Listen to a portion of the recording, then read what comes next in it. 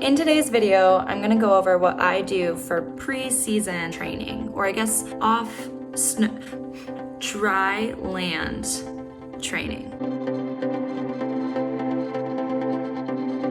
So recently on my TikTok and Instagram, I have been posting about what I personally have been doing in the off season on dry land to prepare for my park skiing progression this season. And a lot of people had questions about what I was doing, what I was choosing to use to practice on. And so I just thought I'd make a video about it. All of these skills I learned from either coaches or other people I follow on Instagram. So I'd love to share the progression knowledge with you guys. The first thing that I did last year when I was first trying to 360 is I actually put on my rollerblades. I went and 360'd on them. The thought process there was, well, falling on pavement is scarier than falling on snow. So if I can convince myself or teach myself how to 360 on wheels on pavement, I should in theory be able to do it in the snow. I think it definitely helped. I do, however, think that it's different. When you're skiing and doing a 360, you are getting pretty substantial speed and going off the jump. Whereas with skating, I can do a standing, or I would do a standing 360 in them. And it was more of just trying to get my balance. But it was really helpful. And yeah,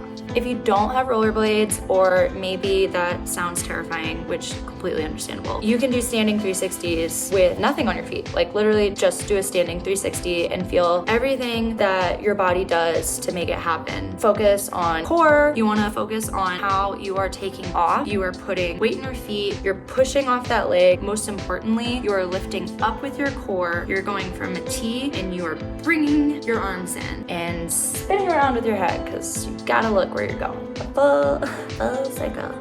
Another thing to do, which I do because again, ice, scarier than snow. You could try ice skating. I mean, I don't do this, so you don't have to jump a 360, but you could practice spinning, because I think ice skating gives you a really good idea of how it feels to go from your arms and everything out, and then you bring the spin in, and you're gonna feel how gravity naturally spins you faster. That's a great winter activity that you can do. Build skills for the 360. The next thing I did last year, I think I can find some videos. I don't recommend this. We had a Craigslist trampoline, a trampoline that we did not care about. And I had my Craigslist rock ski park skis, the ones that you see me literally walking on rocks in. I do not care about those skis. And more importantly, they have zero edges. Literally, we took them and completely taken off the edges. So I put those on and I went on the trampoline and I tried to spin a 360. It was very hard physically. It was way harder. And also now that I can 360 on the snow, it was significantly harder to do this on the trampoline. But it taught me a lot of important movements. I think it helped. These are all things that I did. I don't think they're required.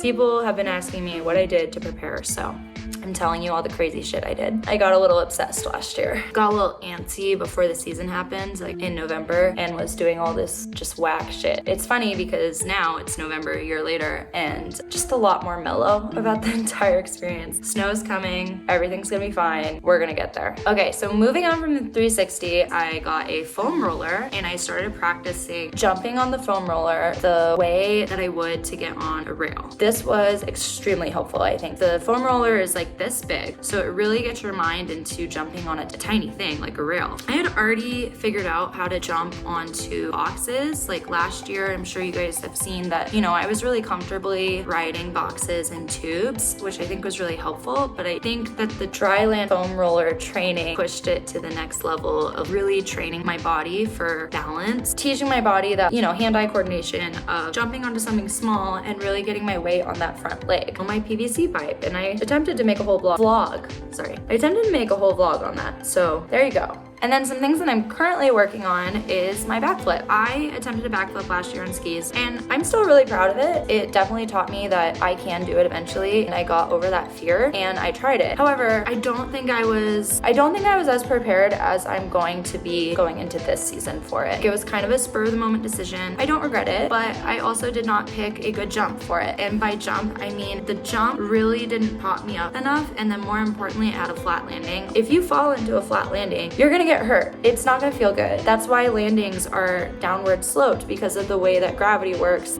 Even crash into a landing, it's not the same impact as you would crashing just like straight down. And that's why it's called knuckling it, or all those things. And that is why on that 360 crash that I had, that I post on my TikTok all the time, it looks really bad, but I didn't get injured at all because I had enough speed that what happened is I flew over, and then this is me, right? I just slid down. There was no big smack into, the snow. Anyway, so when I did my backflip, I did crash into the snow and I landed on my head, which is like, one, helmet's good. Welcome to my TED Talk about helmet. Wait, no, I didn't land on my head. I'm sorry. I made it past my head, but then I just like kind of just folded like pancakes. I ended up cracking or like bruising some of my rib cartilage, and like, in the name of the game, totally fine. And again, I don't regret it. I'm not gonna encourage people to do this though. You need to make your own educated choices. This is not something where I'm gonna be like, yeah, go backflip. No, really seriously consider how injured you're willing to get for skiing, because this is a high risk trick. I'm gonna come into it a lot more prepared, a lot more skilled at my trampoline backflip, a lot more technical about it, and hopefully have a better experience. So what I did is I went to a trampoline park in Eugene, Oregon, because they have a trampoline to foam pit situation, which is really important because I had a mental block even for trampoline jumping. And so I needed to jump into the foam pit to prove to myself that I could do it. And then once I did that, I moved on to a trampoline. I did like 50 backflips in a row, specifically with the thought process of just getting over the mental fear. Now that I've proved to myself that I can physically do it, I'm starting to work on technique. So I got a lot of amazing tips from people on social media where basically I wasn't setting correctly in the backflip. So I was kind of jumping backwards and then flipping. Whereas what I would like to do is you're supposed to reach your hands straight up, and then when you're at the top of your jump, you start your rotation. So instead of the movement I was doing, I really want it to be up,